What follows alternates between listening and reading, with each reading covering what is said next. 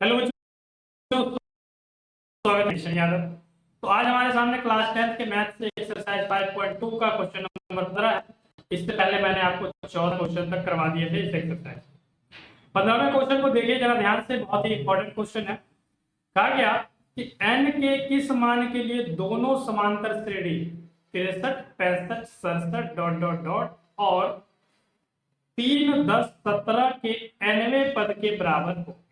यानी कि दो एपी आपको दे रखा है और इसमें दो एपी में ऐसा कौन सा पद होगा जो बराबर होगा। ठीक है, यानी कि ऐसा टर्म जो दोनों एपी में सेम है उसकी वैल्यू।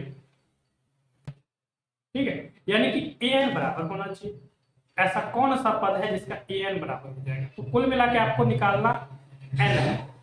देखिए जरा ध्यान से, एपी में पहले एपी में आपको a मिल जाता है 63, a बराबर 63 और d होगा 65 माइनस 63, यानी कि d हो गया 2। ठीक है, an बराबर फॉर्मूला आप लग लीजिए। an बराबर होता है a plus n minus 1 into में d।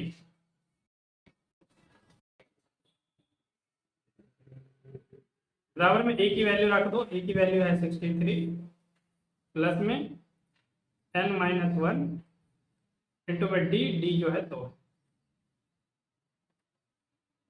63 प्लस में 2 का गुणा n में करते हो तो 2n, माइनस 2 का गुणा 1 में करते हो तो 2। 63 में से 2 घटा लो, माइनस 2 और प्लस में 2n। 63 में से 2 घटा लोगे तो बचता है 61 प्लस में 2n। इसको मान लो ये है समीकरण 1। अब आ जाते हैं दूसरे एपी में। दूसरे एपी में ए पहला पद 3 होगा और डी जो है 10 में से घटा के 3 माइनस कर लोगे तो 7। ए बराबर 3 और डी बराबर 10 माइनस 3 यानी कि 7।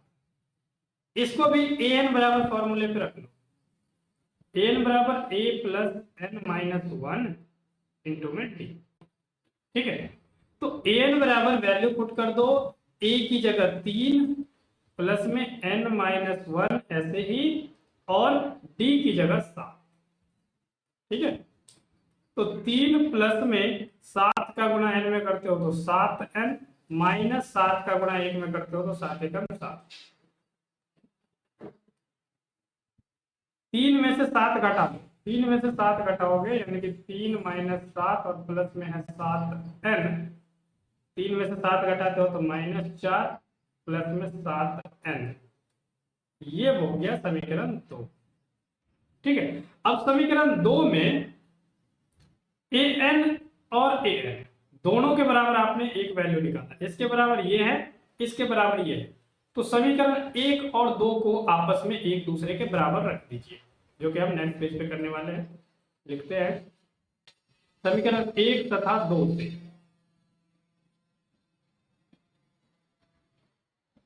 समीकरण 1 तथा 2 से समीकरण 1 की वैल्यू देखो, an बराबर यहाँ है 61 प्लस 2 है और यहाँ आया an बराबर माइनस 4 प्लस 7 है। दोनों को यहाँ रखो, 61 प्लस 2n बराबर में माइनस 4 प्लस 7n। n वाले को एक तरफ ले लो तो 2n माइनस हो जाएगा इधर आके 7n बराबर में यहाँ आपके पास माइनस 4 है और 61 इधर आके हो जाएगा माइनस 61। प्लस का साइन चेंज होके माइनस। 2n में से 7n घटा लेते हो तो आता है माइनस का 5n बराबर माइनस 4 और माइनस 61 दोनों आपस में जुड़ जाएंगे तो हो जाएगा माइनस का। माइनस से माइनस कैंसिल, तो 5n बराबर आपके पास 65 है। n बराबर 65 अपॉन ये 5, 13 पंचे 65, n की वैल्यू आ गई 13, यानी कि 13वां पद बराबर हो जाएगा। आपसे क्वेश्चन में क्या पूछा कि कौन से पद nवें पद के बराबर होंगे, तो लिखेंगे 13वां पद बराबर हो जाएगा, 13वां पद बराबर